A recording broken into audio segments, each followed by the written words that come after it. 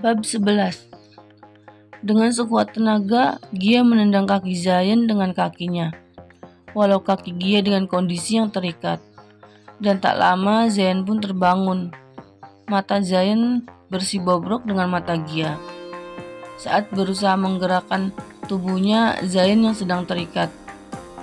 "Sial!" teriak Zayan dengan keras. Mulut Zayan tidak disumpal sehingga dia bisa berteriak. Gia pun berusaha melepaskan ikatannya. Mereka masih terus menggoyangkan badannya ke sana kemari untuk melepaskan ikatan yang membelenggu mereka. Setelah sekian lama mencoba, mereka masih tak berhasil melepaskan ikatan. Gia sudah pasrah. Kemudian Gia menangis meratapi nasibnya. Dia teringat ibunya yang pasti lelah menjemputnya di restoran. Teringat jelas di dalam ingatan Gia. Ibunya sangat bahagia saat Gia tadi mengajaknya berbelanja. Melihat Gia yang terisak, Zayan berusaha menggeser kursinya dengan badannya. "Tenanglah, semua akan baik-baik saja," ucap Zayan menenangkan Gia. Tiba-tiba hatinya merasa terenyuh saat melihat Gia menangis. "Kalian sudah sadar rupanya," ucap salah satu penjahat yang masuk ke dalam ruangan tempat Zayan dan Gia disekap. "Katakan, berapa uang yang kalian butuhkan?" tanya Zayan sambil memandang penjahat dengan emosi. "Kami tak butuh uangmu, karena ada yang berani membayar mahal untuk nyawamu," jawab si penjahat tersebut. "Apa maksudmu?" tanya Zayan lagi. Prok, prok, prok. Sebelum penjahat itu menjawab, seseorang bertepuk tangan dari arah luar. "Halo Zayan, senang bertemu denganmu," ucap seseorang lelaki yang bernama Santos, yang tak lain adalah adik tiri Sonya.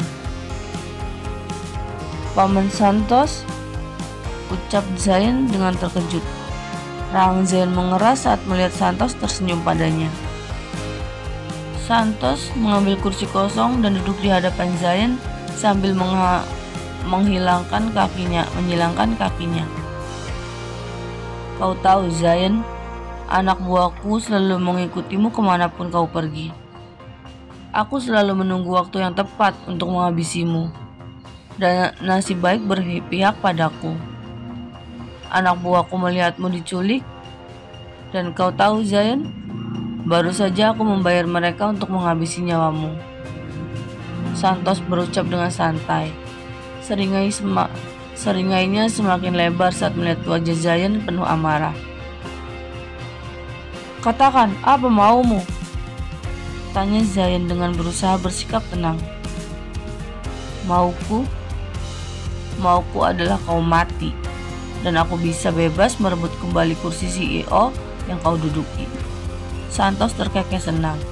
Dia sudah lama ingin menyingkirkan Zayan. Sebelum Zayan menjadi CEO, Santoslah yang menduduki kursi CEO. Santos selalu menyuruh anak buahnya mengikuti Zayan, namun selalu tak ada celah bagi Santos. Namun sepertinya kali ini nasib baik berpihak pada Santos. Orang suruhan Santos yang mengawasi Zayan mengabarkan pada Santos bahwa Zayan disekap oleh penjahat. Santos pun menyuruh anak buahnya terus mengikuti penjahat yang menculik Zayan. Dan saat anak buahnya mendapatkan posisi tempat disekap Zayan, Santos langsung menyusul dan membayar penjahat untuk menghabisi nyawanya. Gia hanya bisa terus menangis meratapi nasibnya. Suara tangisan Gia membuat Santos melihat ke arah Gia. "Hai, gadis cantik. Sepertinya kau bisa membuatku senang," ucap Santos sambil membelai pipi Gia. Gia semakin terisak saat Santos menyentuhnya. "Jangan sentuh dia," teriak Zayan dengan keras. "Kau, keluarlah. Aku ingin menikmati wanita ini di depan keponakanku tersayang," ucap Santos pada penjahat itu. Penjahat itu pun pergi. Saat Santos mendekati Gia untuk melepaskan tali di tubuh Gia, brak! Sebuah kursi melayang pada punggung Santos. Dan Zainlah yang melakukannya. Saat Santos berbicara padanya tadi, Zain dengan tenang menggesekkan tangannya ke belakang. Dan ternyata dia berhasil melepaskan ikatannya. Zain langsung mengajar Santos. Santos pun tak mau kalah. Mereka saling menghajar satu sama lain. Gia merasa bersyukur karena Zain bisa menyelamatkannya. Namun karena Santos sudah kurang tenaga untuk meladeni Zain, Santos pun mengeluarkan pisau dari celana belakang. "Jangan bergerak, atau aku akan menembak kalian berdua," ucap Santos sambil menylayangkan pistolnya ke arah Zain. Lutut Gia melemas saat melihat senjata yang dipegang Santos. Saking gaduhnya perkelahian mereka tak sadar di luar sana ada keributan. Saat Santos lengah, seseorang kembali memukul Santos dengan kayu. Santos yang emosi langsung berbalik dan dor! Satu tembakan Santos luncurkan kepada orang yang memukulnya. "Ibu!" teriak Gia tertahan. Ternyata Santos menembak ibu dari Gia. Saat Gia dan Zain diangkut ke dalam mobil, ibu Gia baru saja turun dari taksi. Dan saat turun, ibu Gia melihat mobil pergi membawa Gia. Ibu Gia pun menaiki taksi kembali dan menyuruh supir taksi untuk mengikuti mobil itu. Dalam perjalanan, tak lupa ibu Gia menelpon polisi. Saat berhasil mengikuti mobil tersebut, ibu Gia bersembunyi terlebih dahulu, sambil menunggu kedatangan polisi. Saat polisi berhasil meringkus ketiga penjahat, tanpa menunggu polisi, ibu Gia masuk ke dalam dan mencari Gia. Ibu Gia langsung tumbang. Santos menembak ibu Gia di bagian dada, hingga mungkin peluru langsung tembus pada jantungnya. Zain langsung mengajar Santos tanpa ampun. Pistol yang sudah terlepas dari tangan Santos kembali Santos dapatkan dan dor! Satu tembakan mendarat di pinggang Zain. Seketika itu Gia juga pingsan saat mendengar tembakan untuk yang kedua kalinya. Tak lama polisi pun masuk dan langsung menembak kaki Santos. Dengan cepat para polisi membantu Zain, ibu Gia dan Gia. Tak ada ambulans hingga mereka diangkut ke rumah sakit menggunakan mobil polisi. Sedangkan para penjahat masih berada di tempat dan diawasi oleh polisi. Mereka menunggu mobil jemputan yang baru untuk mengangkut para tersangka. Tiba di rumah sakit, Zain langsung mendapatkan perawatan. Gia pun sama, namun sayang nyawa ibu Gia tak terselamatkan. Setelah Gia sadar dari pingsannya, Gia langsung histeris menanyakan keadaan sang ibu. Gia langsung menerima kenyataan pahit. Ternyata sang ibu sudah meninggal dunia. Sonya yang mendapatkan kabar tentang Zain bergegas langsung pergi ke rumah sakit. Setelah Zain masuk ruangan operasi, Sonya langsung pergi ke kantor polisi untuk menanyakan yang sebenarnya.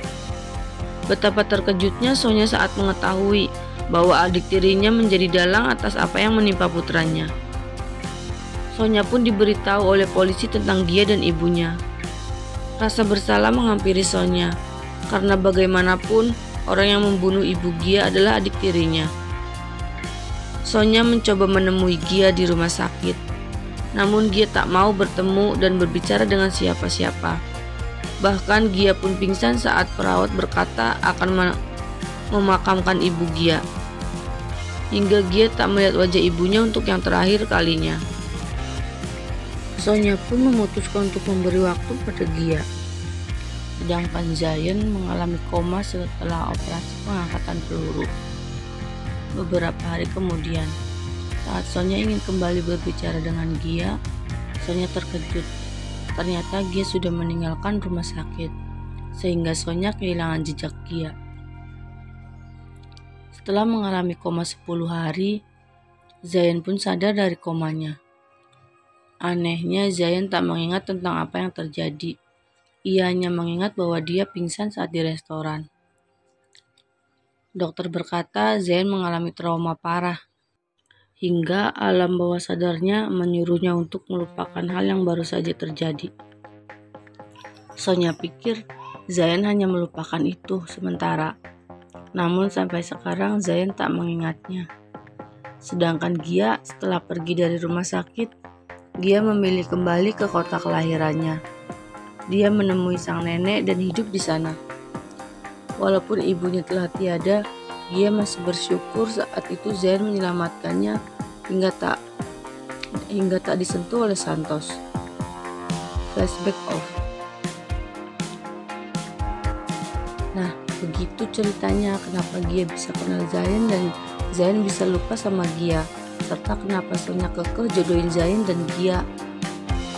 Karena Sonya merasa bersalah sama Gia. Gia terisak kala memandang cincin tersebut. Cincin tersebut adalah milik mendiang ibu Gia. Saat itu, perawat terpaksa menguburkan ibunda Gia karena tak ada keluarga yang datang ke rumah sakit. Ditambah lagi, saat itu Gia tak bisa diajak berkomunikasi. Itu sebabnya pihak rumah sakit menguburkan ibunda Gia. Dan setelah pemakaman ibunda Gia selesai, perawat memberikan cincin milik ibunda Gia pada Gia. Ibu, aku merindukanmu, ucap Gia dengan tangis yang lebih kencang. Setelah puas menangis, Gia pun mengembalikan cincin ke tempatnya. Lalu dengan lesu dia pergi ke dapur untuk membuat makan malam. Zain, panggil Sonya. Mata Sonya melebar seketika saat melihat kedatangan putranya. Pasalnya Zain sangat jarang pulang ke mansion jika Sonya tak memaksanya untuk pulang. Mommy, kenapa Mommy melihatku seperti melihat hantu? Gerutu Zain sambil menghempaskan bokongnya ke atas sofa. Sonya memutar bola matanya dengan jengah. Dia sudah terbiasa mendengar jawaban Zain yang menyebalkan. Kau ingin berbicara dengan Mommy, Zain? Tanya Sonya yang menebak kedatangan putranya. Dan memang apa lagi yang akan dibahas kalau bukan perjodohannya dengan Gia. Zain menghela nafasnya sejenak sebelum menjawab. Mommy, apa Mommy benar ingin aku menikah dengan gadis pilihan Mommy? Mata Sonya berbinar sempurna mendengar pertanyaan putranya. Sonya sudah menebak jika putranya pasti akan setuju. Ya, Mommy ingin kau menikahi dengan gadis pilihan Mommy. Mommy ingin kau memberi cucu dari wanita yang dipilih oleh Mommy, ucap Sonya dengan tersenyum lebar. Baiklah, Mommy, aku terima perintah Mommy. Tapi Zain menghentikan ucapannya dan melihat reaksi Sonya. Tapi apa Zain? Kening Sonya menyeringet karena ternyata putranya berani mengajukan syarat padanya. Beri aku waktu sedikit lama. Aku berjanji aku akan mengikat dia dengan caraku. Kau tidak sedang mengelabui Mommy kan Zain? Tanya Sonya. Seperti yang Mommy bilang tadi, jika aku membantah, aku dengan senang hati akan memberikan jabatanku pada anak maksudku akan memberikan jabatanku pada Zidane. Kau serius dengan apa yang kau katakan, Zain? Tentu, Mommy bisa pegang ucapanku. Baiklah, Mommy percaya. Zain tersenyum samar. Di otaknya sudah jelas menyimpan rencana untuk menghancurkan adik tirinya. Baiklah, sekarang aku akan pulang ke apartemenku, ucap Zain. Kemudian bangkit dari duduknya dan membenarkan jasnya. Kau tidak ingin makan malam bersama Zain? Tidak, aku akan makan malam di apartemenku nanti. Zain pun melangkahkan kakinya. Zain yang telah melangkahkan kakinya kembali menoleh ke arah Sonya. Zain, apa kau tidak ingat siapa wanita yang akan Mommy jodohkan denganmu? Tanya Sonya dengan hati-hati. Dia teringat pesan dokter tentang ingatan Zayan yang hilang sesaat saat momen Zayan diculik bersama Gia. Kening Zayan menyeringat terasa saat mendengar pertanyaan Sonya. "Maksud Momi, apa aku mengenalnya?" tanya Zayan lagi. "Tidak, lupakanlah." Sonya pun bangkit dari duduknya dan meninggalkan Zayan. Ia tak ingin putranya bertanya lebih jauh. "Bagaimana? Kau sudah menyelidikinya?" tanya Zayan pada orang di depannya yang tak lain adalah Mark. Mark mendekat ke arah meja Zayan dan mengeluarkan amplop yang berisi data-data tentang Gia. Zayan membuka amplop itu dan mulai memeriksa lembaran demi lembaran tentang Gia. Zayan tersenyum misterius saat memandangi lembaran-lembaran kertas di tangannya. Mark melihat dari riwayat pendidikannya, sepertinya dia bisa juga menjadi sekretaris, ucap Zayan sambil memandang Mark. "Maksudnya Anda ingin menjadikan Gia sebagai sekretaris Anda?" tanya Mark memandang Zayan dengan tatapan tak percaya. Bosnya biasanya tak mau repot-repot mengurus hal yang tidak penting. Zayan berdecik mendengar jawaban dari Mark. Mana mungkin Zayan berani mengganti Mark dengan orang lain, sedangkan Mark sendiri adalah tangan kanan Sonya. "Bukan untukku, tapi untuk Zidane." Mark hampir tersedak mendengar ucapan Zayan. Dia tak menyangka Zayan akan seperhatian itu pada adik yang selama ini dia benci. "Cih, jangan memandangku seperti itu, Mark," ucap Zayan dengan mengerti apa yang ada di pikiran Mark.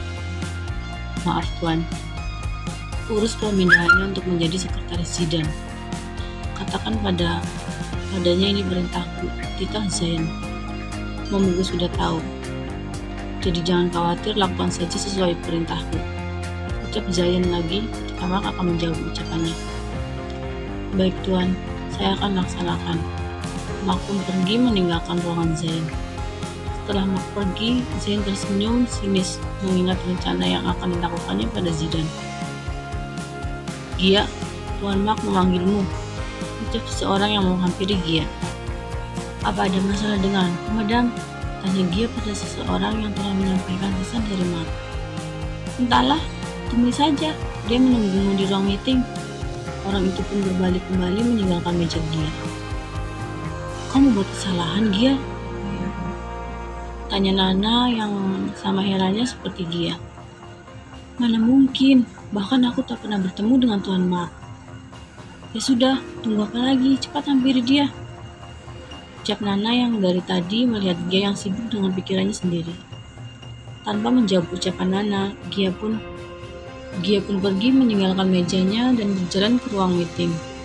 Saat sudah mengetuk, Gia pun masuk ke dalam ruangan meeting. Ternyata di tempat itu tak bukan hanya Mark yang menunggunya. Zidane pun juga ada di ruangan meeting.